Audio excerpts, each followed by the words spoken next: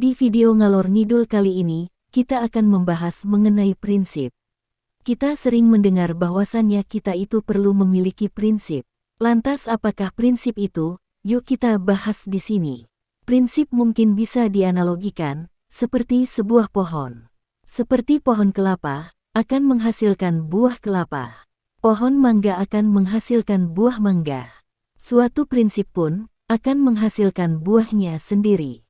Prinsip kebahagiaan akan menghasilkan kebahagiaan, prinsip kesengsaraan akan menghasilkan kesengsaraan. Apapun yang kita lakukan ataupun pikirkan, akan terhubung dan menghidupkan salah satunya. Entah itu prinsip bahagia ataupun prinsip sengsara. Jika kita mengharapkan sebuah hasil, kita perlu mempertimbangkan prinsip apa yang bisa menghasilkan sesuatu yang kita inginkan itu. Seperti halnya di saat kita menanam pohon mangga, karena kita membutuhkan atau menginginkan manfaat yang dihasilkan pohon mangga tersebut. Kita menghidupi, menanam, merawat dan menjaga sebuah prinsip, pada akhirnya kita mendapatkan buah atau hasilnya. Prinsip itu seperti hukum alam, jika kita melawannya kita sendiri yang lebur dibuatnya. Ada sebuah prinsip yang menjaga keteraturan benda di bumi ini, agar tetap pada tempatnya, tidak terbang terombang-ambing, melayang ke sana kemari, yaitu gravitasi. Bayangkan, apa jadinya jika tidak ada gravitasi yang mengatur hal tersebut? Bisakah Anda membayangkan betapa merepotkannya makan di piring misalnya? Prinsip bisa bekerja melawan atau mendukung kita. Tergantung bagaimana kita hidup bersamanya. Bayangkan saja jika Anda tidak mau mengakui gravitasi, lalu melawan gravitasi, dengan cara melompat dari gedung pencakar langit tanpa parasut, atau alat bantu apapun. Prinsip tidak akan peduli seberapa yakin pun Anda tidak akan jatuh, tetap saja akan jatuh oleh gravitasi. Karena memang seperti itulah prinsipnya di bumi ini, benda akan selalu jatuh ke bawah bahkan walaupun kita tidak sadar, atau tidak mengerti mengapa hal itu bisa terjadi. Begitupun dengan kebahagiaan dan kesengsaraan, ada prinsip yang mengatur keduanya. Jika tindakannya adalah kurang istirahat, makan tidak bergizi, tidak pernah berolahraga, sehingga pada suatu hari tubuh mencapai batasnya, dan jatuh sakit. Secara tidak sadar gaya hidup seperti itu telah menghidupi prinsip kesengsaraan bagi tubuh dan hasilnya pun datang berupa sakit. Mengapa kita perlu mengerti prinsip kebahagiaan dan prinsip kesengsaraan? Karena ada begitu banyak kebahagiaan palsu, yang sebenarnya terhubung dengan prinsip kesengsaraan. Lebih tepatnya itu adalah kesenangan bukan kebahagiaan. Contohnya, orang yang menggunakan obat-obat terlarang, mabuk, gosip, makan enak yang tidak sehat, untuk sesaat mungkin memberikan kesenangan semu atau kebahagiaan palsu. Prinsip kebahagiaan adalah berkecukupan, sehingga menghilangkan sebuah krisis yang dapat membuat tidak bahagia. Cukup yang dimaksud adalah bukan pas-pasan, namun seperti halnya ada cukup udara, sehingga kita tidak perlu merasa khawatir soal udara.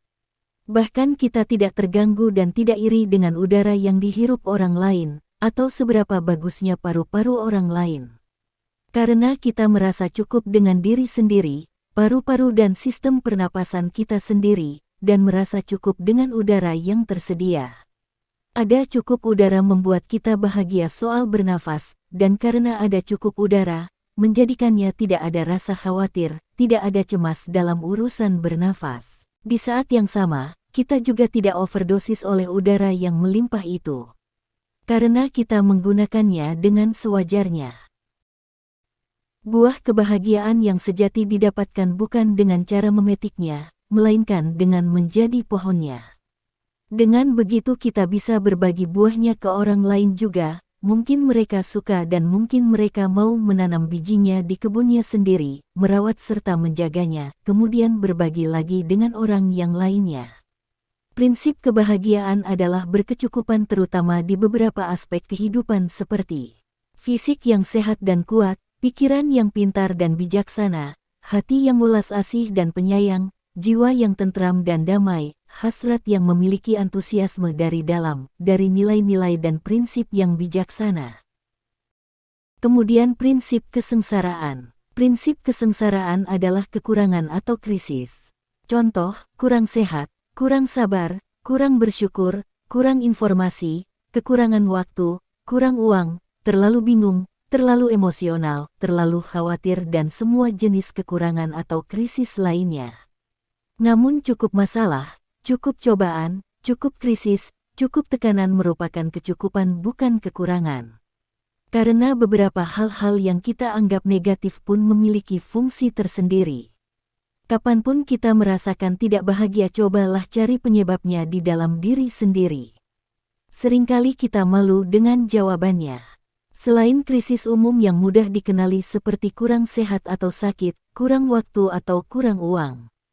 Ketidakbahagiaan seringkali disebabkan oleh krisis berupa perasaan benci, dendam, iri, dengki, marah, kecewa pada diri sendiri, rendah diri, tinggi hati dan sebagainya. Perasaan semacam itu pun adalah bentuk lain dari krisis atau kurangnya sabar, kurang rendah hati, kurang menghargai, kurang mengasihi, kurang pengendalian diri, kurang bijaksana dan sebagainya. Sepertinya cukup sekian pembahasan ngalor ngidul kita kali ini, semoga bermanfaat. Jika Anda merasa video ini bermanfaat dan bersedia subscribe, saya ucapkan banyak-banyak terima kasih karena itu sangat membantu channel ngalor ngidul ini. Terima kasih telah menonton dan sampai jumpa di pembahasan berikutnya.